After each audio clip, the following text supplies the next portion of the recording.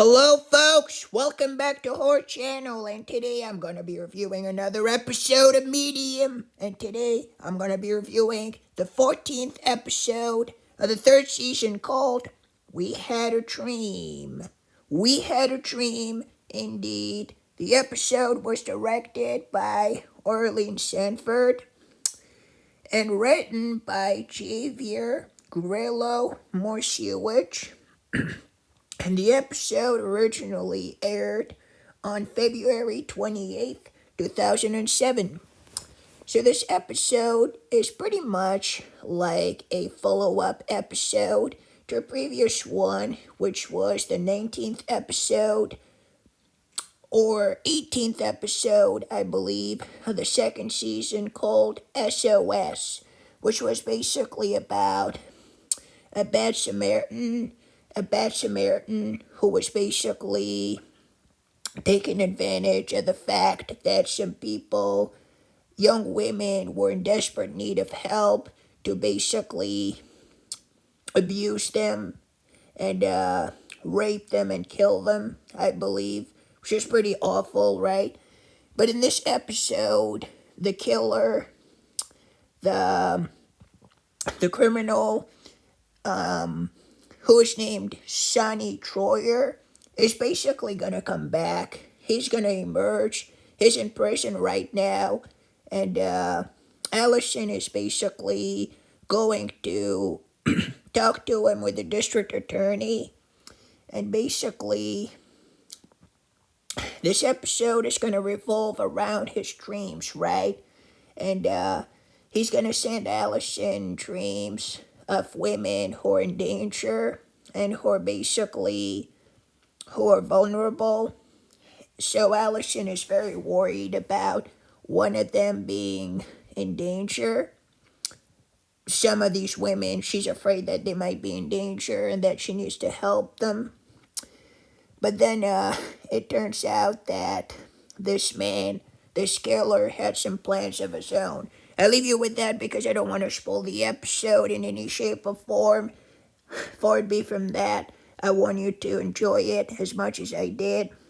But I didn't mention it, but basically at the beginning of the episode, Allison is going to have a dream that's going to involve a jet crashing down in the sorry about that, in the prison in which this criminal was being kept. It's kind of like, it's like a big prison with barbed wire on top and stuff. It's kind of like a penitentiary. I believe it's called a penitentiary. So basically the penitentiary in which this man was kept is going to be, it's going to be there as the plane is gonna, this plane, I believe, is gonna crash right there. And basically, Allison is gonna see a lot of inmates trying to escape, including this guy, who is basically going to be wreaking havoc because of the fact that now he's a free man, and that's how he sends Allison the dreams. That's how Allison sees all these people being in danger, and she doesn't know who is going to be struck next, right? So she has to act quickly. She must act quickly. She's going to see a woman in an elevator being trapped in there, and she might be the next victim. A woman looking for a cat. Basically, her cat it managed to get on top of a tree, and he's too scared to come down, so she's going to try and help him, but something is going to happen, and she's going to sprain her ankle, and now she might be in danger as it is the middle of the night, and well, there's a killer on the loose. And also there's another case in which a woman is working at an office, and basically she's going to find herself locked out on the roof of the place in which she's working. And another woman might be in danger and all that. So this episode really keeps us at the edge of our seats, really, as we don't know who's going to get it next with this criminal on the loose.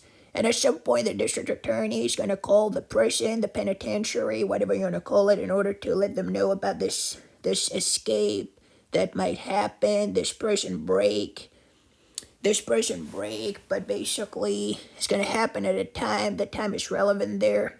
The time is relevant here in this episode, as it is going to be the time in which this criminal might make his escape. So, this is pretty much it for this episode. And Allison is going to be targeted. There's a big twist near the end. I'll let you find out for yourselves. There's a big, scary scene. And Allison is going to be in danger at some point in this episode because of the fact that the man knows where she lives. So basically, she's gonna be under police protection until they catch this maniac. Sorry about that. Well, until they catch this maniac, she's under police protection. She has some police patrol cars, basically around her house. And at some point, the neighbors are angry because they don't know where to park anymore. That was a funny thing. Joe, I believe, says that at some point. But then the deputy mayor is going to be wondering, why does Allison, one woman, why does she need all this protection? So there's going to be a little bit of tension, of unexplained, unanswered questions. But this episode was pretty good. And near the end, there's a big, scary scene. Really great, really scary. Really enjoyed it. So this episode was pretty awesome, really. So the final scene was pretty good, too. And kind of funny at the same time. Lee was part of this episode a lot. I really liked him in there. It was awesome. And the family, everybody's scared. Everybody doesn't know what's going to happen. So I really enjoyed this episode.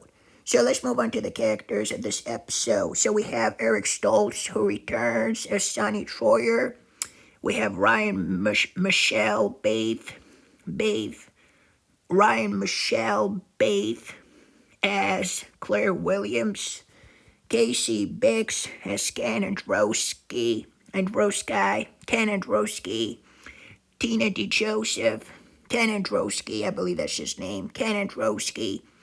Casey Biggs plays him. Then we have Tina DeJoseph, who plays Linda Novi. Annie Campbell plays nurse. Jen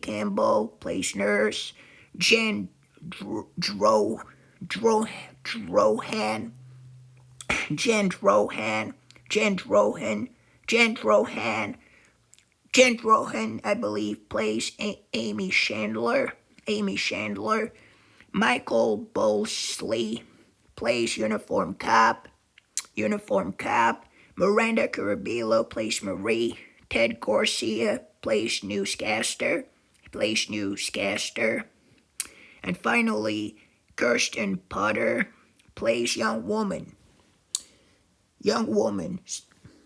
She's being played by Kirsten Potter. Sorry if I keep repeating myself. I just want to make sure I don't mess any name up.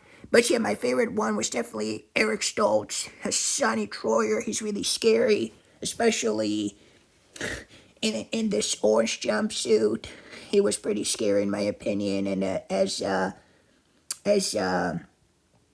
district attorney was asking him questions, he was speaking about his accent and where he's from. Basically, he obviously they're both from the United States. They were born and raised there, but he can somehow tell from slight differences in speech that where they're from exactly, right? And he's talking at some point about the district attorney and Allison being from Allison. I believe he says that her accent is makes it sound like she's from Oklahoma, I believe. So very important. But I really like this episode, really, with that whole Hannibal Lecter kind of feel at some point, especially at the beginning of the prison, like Hannibal Lecter. That was pretty great in my opinion. But yeah, this episode was pretty scary, especially up until the end. There's a big scene here in it. I'll let you find out for yourselves what it is because I don't want to spoil the episode in any shape or form. But it was a pretty nice episode. So if I were to give this episode a rating, I believe I would give it an 8.5 out of 10. 8.5 out of 10. Really great episode. Really great sequel. Follow-up episode to the one I was telling you about. Really great one. Great killer. Scary killer, actually. Terrifying. Not great in any shape or form, but a good villain nonetheless in the show because of the fact that he's so scary. So 8.5 out of 10 for this episode. 8.5 out of 10 for this episode. 8.5 out of 10 for this episode. What about you, folks? What do you think about this episode? Did you like it? Did you hate it? Let me know in the comment section down below. I would really love to hear about your thoughts and views on this episode. Really loved the title, by the way. Really loved it. We had a dream. Really love it. We had a dream. It's relevant to this episode. I'll let you find out how. Thank you for watching. I'll see you in the next review for another episode. In the meantime, folks, stay safe. Goodbye. Take care of this whole channel. For you, signing off.